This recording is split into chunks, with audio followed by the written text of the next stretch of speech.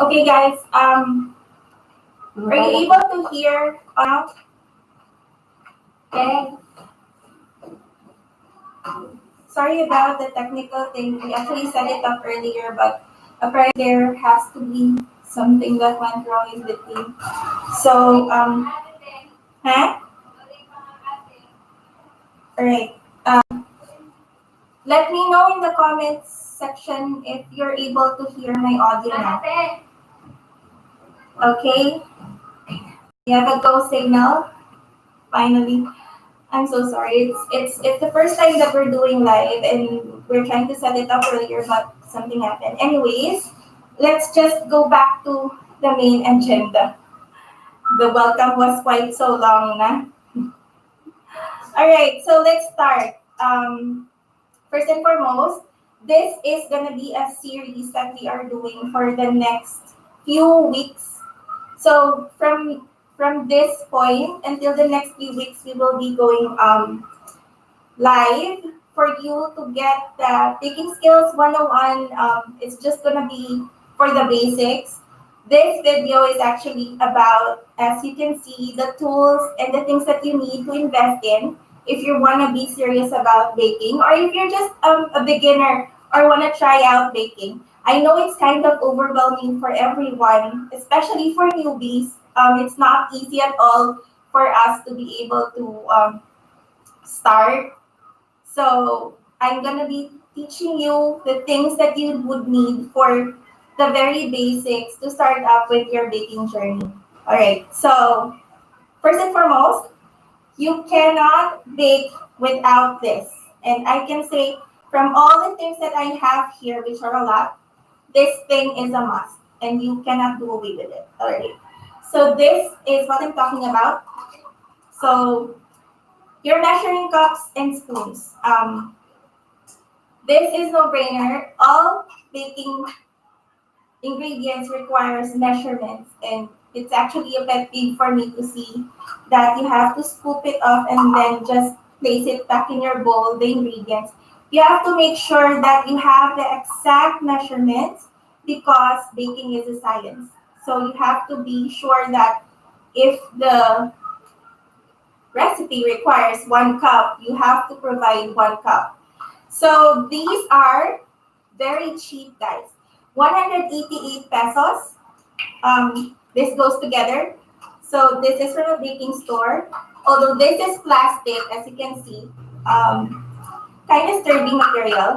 But the thing with these plastic cups is it breaks down here, especially with wear and tear. About a year, this breaks. So you need to change this from time to time. So this cups comes in 1 cup, 1/2, 1/3, 1/4, and 1/8 cup. And then we have the measuring spoons. We have 1 tablespoon, 1/2 teaspoon, no, 1/2 tablespoon. And then we have 1 teaspoon, 1/2 teaspoon, and 1/4 teaspoon. So what do you use this for? Basically, what you use this for is for your powders or your leavening agents. Say, for example, your baking soda, baking powder, or if you're into bread, your yeast. So this is what you're gonna use. And then I also have here something that's not really necessary, but it's double-ended. So this is the cups. This is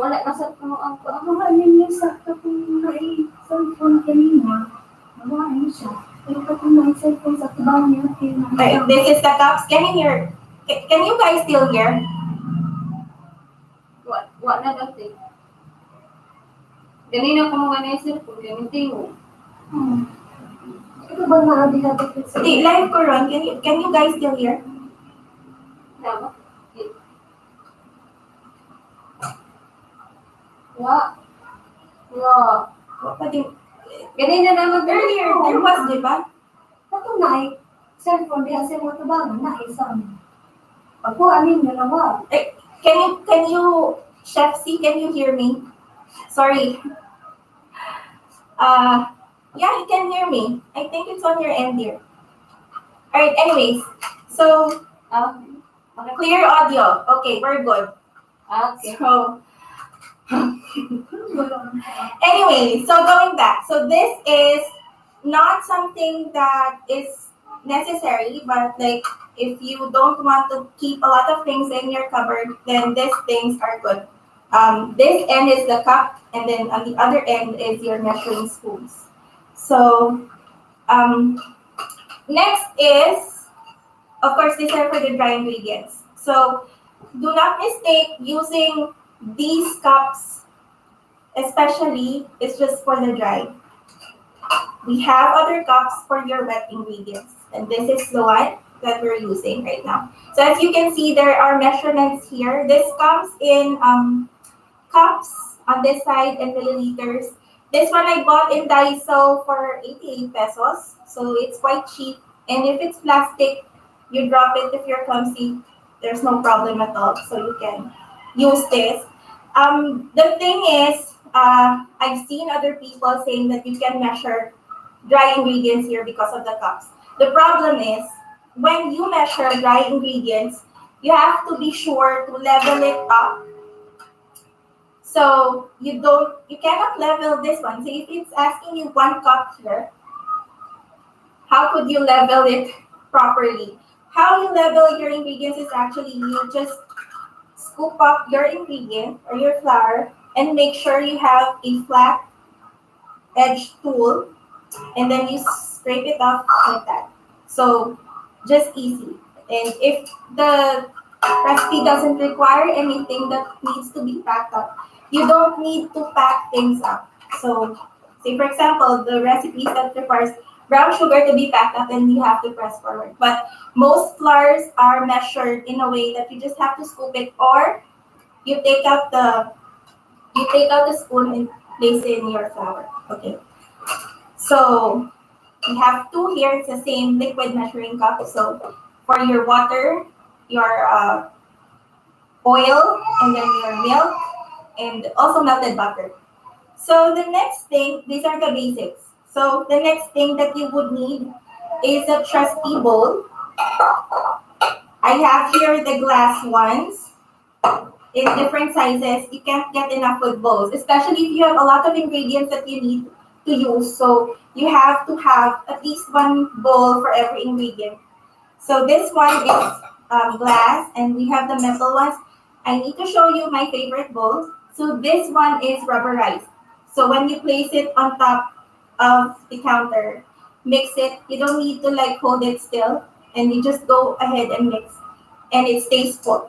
Whereas for other bowl like this one, it moves back and forth if you are going to mix things. So this one. Now why glass and why metal? Well, the first reason for that, especially for people who are baking meringue or chiffon cakes or sponge cakes for that matter, if you are trying to whip up your egg whites, the problem is you should not have at least oil or water. And sometimes the plastic ones, they get scratched, so the oil will seep through those cracks. So the tendency is your whites will not whip up properly. So that's the reason why it's good to invest in glass or metal ones, and it's useful for longer time rather than using the plastic ones. But there's nothing wrong with plastic though if you're not using it for chiffon and then you're not whipping up anything, so you can go ahead with plastic. And then the next one would be different kinds of whisk. Why whisk? Of course, we need to mix our batter, the liquid and the dry together. So with this whisk, the problem is if you're just going to use a spatula can be good as well, but it takes time to take off the clump. So I have different sizes because every recipe I use, there are big ones and there are small ones that needs the bigger one. So, and then there are lighter ones which I beat with eggs. This is very handy. And also, you can never get enough with whisk. That's as far as I'm concerned as a baker. And then we have, so these are the essentials. You have we have your measuring tools. Then you have your bowl. You have your whisk. And you have your spatula. So spatula is very important as well. This one helps you fold in your batter. If you're doing chiffon cakes, this is very good for folding it in. And then also, I'd like you to invest on something like this. It's seamless. It's not too hard. So if you scrape the bowl, it's not going to be difficult for you. It's going to take out the exact amount.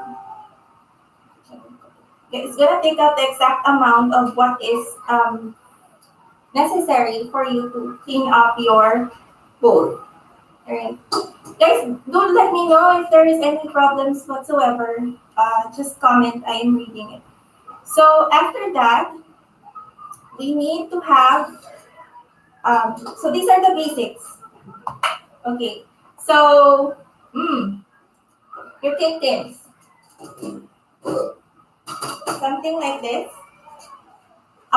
It depends on what kind of cakes are you making, or if you're making brownies, you go for the rectangular ones, or if you're going for bread, you go for this loaf ones. So it depends on your requirement. But what I would need for you guys to understand about this is it has to be well made. You would know because there are pans that I bought that can be slit easily on the side. So those ones are just waste of money. And then, so that's it. Basically, that's it. Of course, your oven, but you can start off without an oven actually. I started out my baking business with a steamer. So that's how I started out. And then eventually I was able to save up to buy an oven. All right. So the next things are not as essentials, but they are also good to have when you are baking. So next would be, okay, these kinds of spatulas are necessary if you are icing cakes. So this one is just as straightforward if you're gonna place in the crumb coat, and this or leveling. This one is good for leveling the tops of the cakes. So, or making designs on the sides is also good. And then we have our scrapers. So this one is for the icing on the side to make the designs. And this one actually is for cutting dough. If you're making donuts or anything that has to do with dough, cut this with this one, and it's so easy to do. Right. And next one is, of course, your timer. Now, cakes are necessarily baked at a certain time and a certain temperature. So if you're gonna mess up with the time, it's gonna get burned, it's gonna get dry. If you under time it, it's still soggy and wet. So make sure that you have the timer to always remind you that you are doing, you have to make sure that you are always taking out your cakes at the right time. You can actually also use your phone, but the problem with the phone is, of course, you're gonna be messy in the kitchen. So your phone is gonna be messy as well. And of course, the phone is not good to stick your phone in while baking because of the dirt, the germs in it. So it's best you invest in this one. If not, at least in proper hygiene. Hold your phone. After holding it, make sure to wash your hands. Okay? Alright. And then the next one, okay.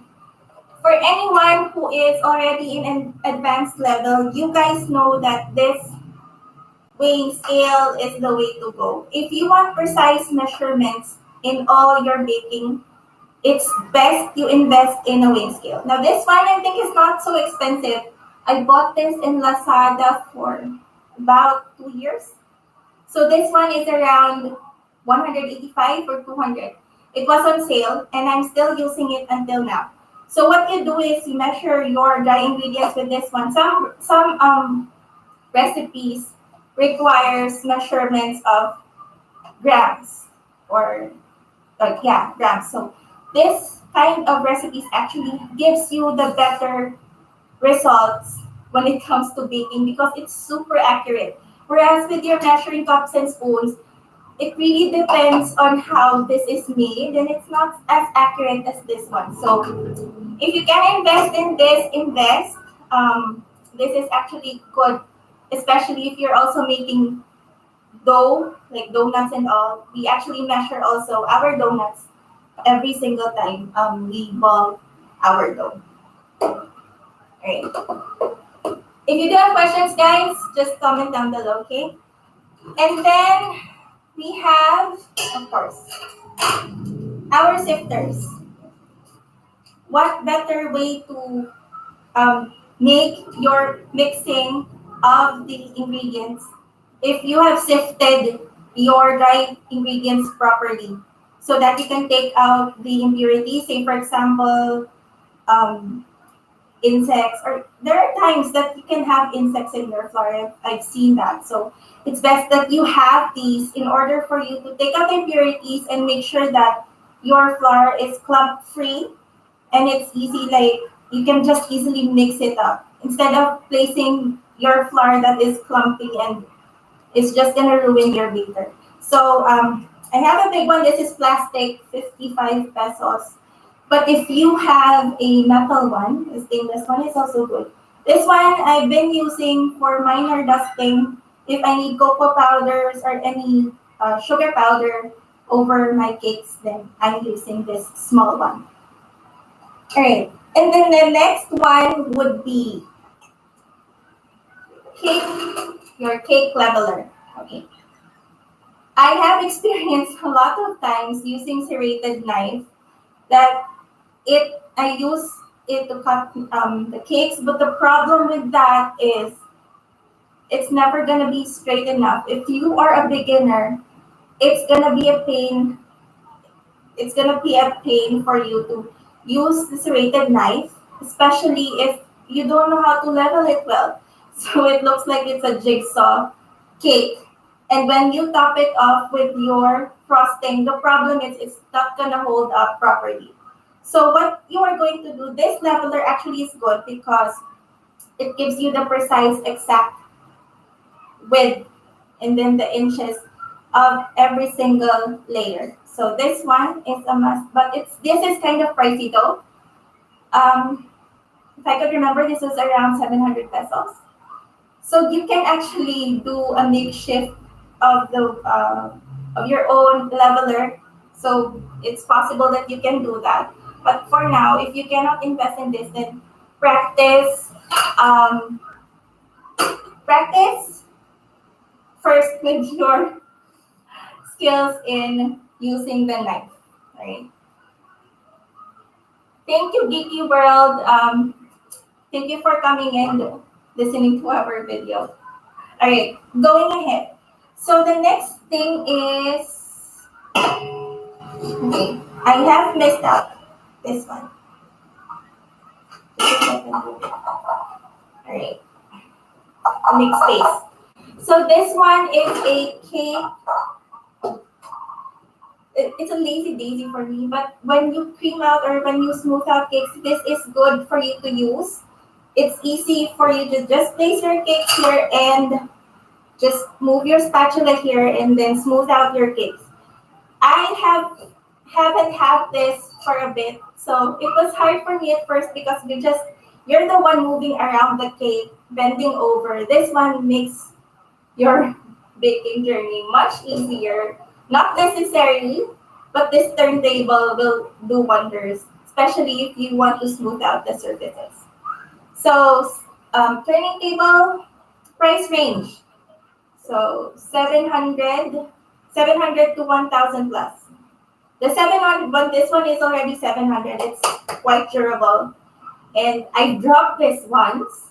And the problem is, the problem with using this sometimes is this is not really leveled. I bought this one and I did not notice that it was not leveled. So you make sure that when you buy yours, make sure that it's flat. So right now, what I'm doing is I'm checking or placing tissue paper under it so that it will be flat and level.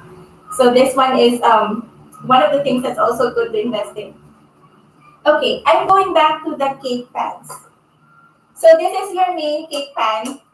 So it's just plain. It's very durable. I like this one. We also have, just a second. this one that lifts off. So as you can see, this is good if you're baking cheesecakes.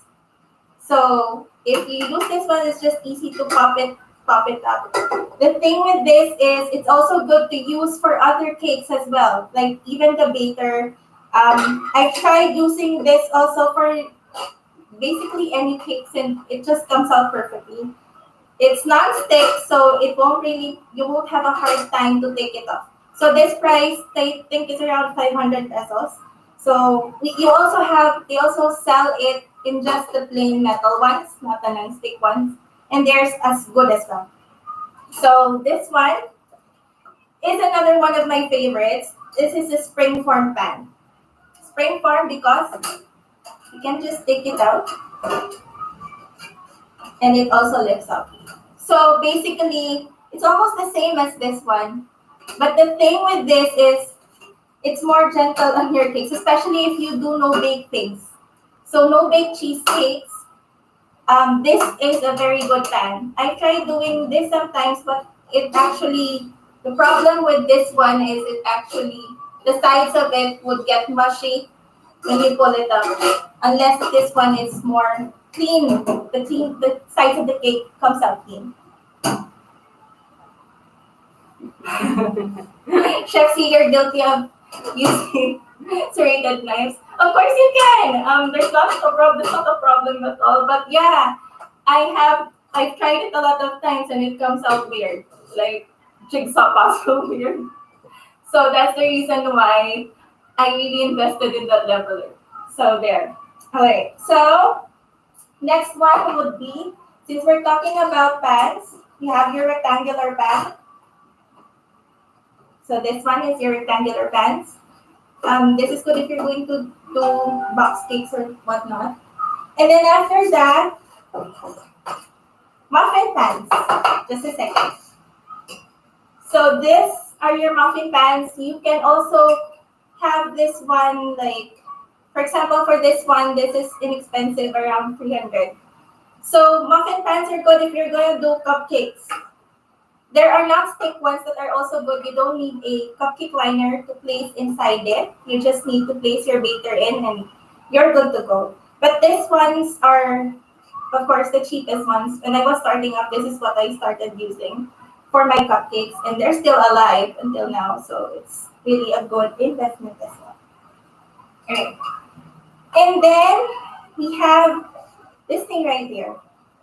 This is your silicone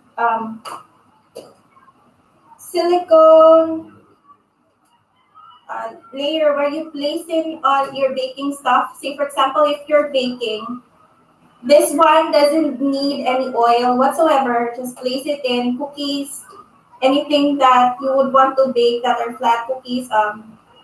Which one was that, the other one that we used earlier? The butternut crinkles.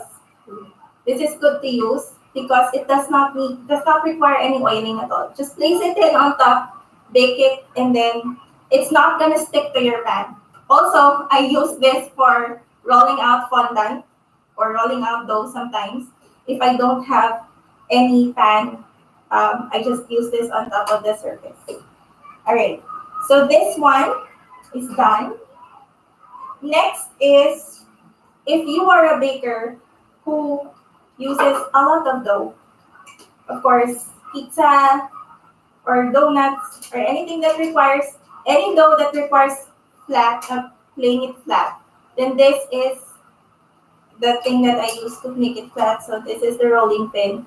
They also have the small ones as well. So this one is the biggest one that I have bought. Around 200 pesos for this one. It's quite heavy. You can get hurt with this one. Alright, next is, we're gonna talk about machines, okay? So, I know everyone is you can use your hand whisk if you want to whip up your creams. So, it's okay to use this one. But of course, anybody don't have time for that. If you are having a business, you need to invest in something that would make you work faster than usual. Like what I'm trying to say is, this is good if you are just using for your own consumption at home. if you're baking for your own consumption. But if you're in a large scale already and you have deadlines to deliver your cakes, it's best that you invest in a hand mixer. Okay. This one is Imarflex. I bought this one just recently because my old ones, which are the cheap ones, gave up on me. So this one is around 1,600. So this has a lot of attachments, by the way. This one is for whisking egg whites, if you're making chiffon. Or this one for your whipping cream, you can use this one. And there's another attachment for the dough, but I haven't used that at all because I feel like maybe the machine won't be able to withstand how heavy the dough is. So I'm just basically using this for icings, small batches, because with small batches, this is easier. Whereas for this one, this big guy right here, it's hard to mix something in a small quantity inside of this. So it's very difficult to do so. So what I do is just use this ones and then go to this bad boy right here if I need something that would need more of the volume. So this is the big thing that I use. But I know like not everyone can invest on it just now. If you're just starting and you don't know if baking is truly for you, then just go for the hand mixer first. And then eventually you can build up your business and invest on something like this. Okay. This one is a little bit on the pricey side, but not as pricey as KitchenAid. Okay. This one is for the heavy duty ones. I bought this somewhere in the store near me. The brand is Sparta. So I would want to lift this up here in front of me, but the problem is quite heavy. So this one has a lot of attachments with it. So, all right. For the price first, this one is around 23,000. I know everyone will say that's kind of cheap because KitchenAid is how much? 60,000, 70. If it's the good kind, with the different colors, then that's more expensive. So this one is 23,000. This has been with me for a year, and it's a very good investment. If you are into dough, especially if your business is donuts or anything that needs dough to be kneaded, I do also do empanadas. So this one can handle it. So we have, where's the other? Okay. All right. So there are a lot of attachments for this one. This one is for cookies, cookie dough. This one is for when you're whisking something, of course, buttercream, or you want to whip it in big quantities, then this is a good, this one is what you're gonna use. And it's a little bit misformed because of wear and tear again. Of course, it's 1 year old with me. Still works well though. This one again is for the cookies, to bake, to incorporate your flour and then your chips or your chocolate chips or whatever you want to base in your cookies. And this one actually is just from downstairs because we have a production going on right now. So this has been used. This guy is excused from the production line right now because I have to show it to you. So this one is the dough attachment. This is what you use also for making up your doughs. So this is also good. And what I like about this thing is, although this is kind of expensive, it's a very good machine to invest in. And of course, the returns would be good. If you are in the business, the returns for this one would be good because you can function or you can produce more quantities than just using, your manual hand. You can actually do that. Any baker should also know how to mix your dough and knead it properly, but it takes a lot of time, 20 minutes hard arm workout, and it's actually also good. So whichever the case is, this one is also a good investment. So, all right, I think I forgot two more things. All right, this one, and I'm not just gonna pick it up. So this one is the cooling rack. If you have cakes, make sure to cool it in room temperature, or sometimes others would place it in the freezer so that it's easy for your frosting to stick to the cake. So what's nice about this is once your cake is cooled, it cools faster with a cooling rack rather than just placing it in a very flat surface without aeration under it. So cooling racks are an essential as well. It's also good for baking cookies, especially if you want it crisp and like smooth or gooey in the inside. So it stops baking. Take it off from the pan right away. Place it on your cooling rack and they're good to go when they're cold. And then we have our piping tips. Now, if you're into cakes and you want to decorate your cakes, of course, piping tips is very important. So you need to invest on different ones. This is a whole session altogether. If I'm going to be talking about piping tips, the numbers, you will know later on about the numbers and those things and whatnot if you're going to ice or you're going to decorate your cakes. So this one's is also cheap actually. It's not as expensive. So this is also very important when you are making the design or those like birthday cakes that you need to be able to follow the designs that your clients would want you to make. Then this one is very good for you. And the piping bag. Just a second. It fell off. Right. These ones are the disposable ones.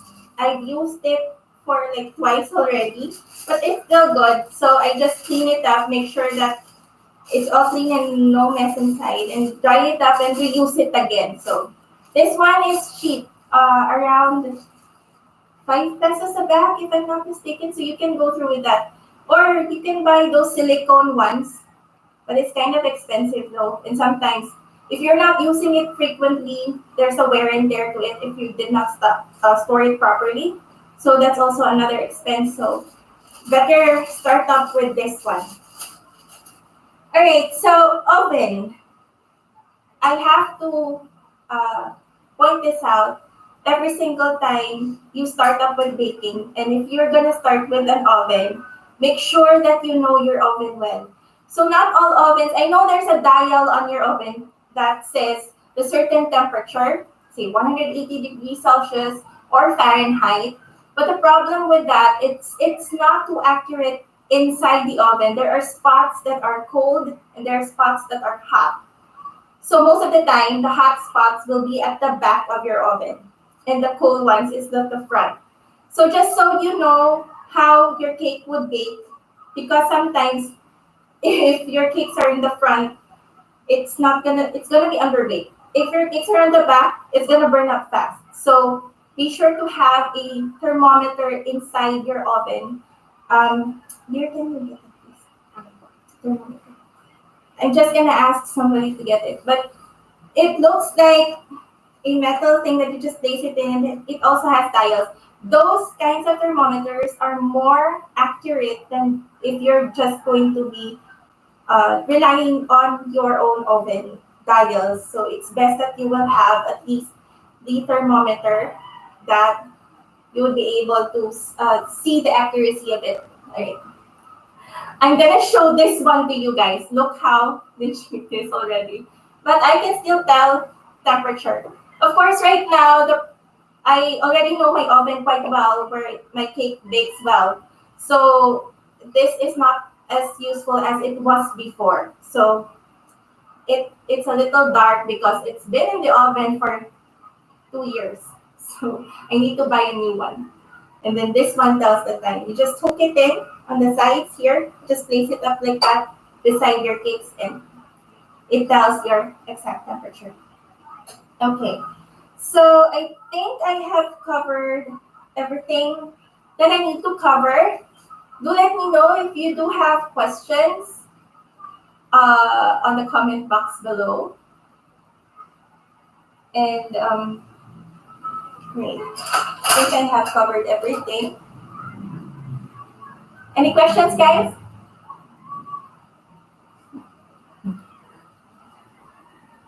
Right. Next session will be about exact measurements of things.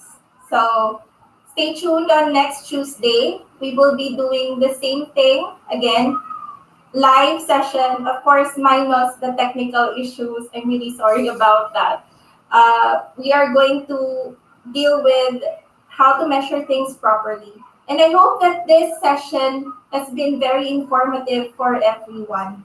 And thank you so much for tuning in this live, although it went quite delayed a bit. And I hope to see you soon next Tuesday, guys. Right. Bye and have a good day. See you around.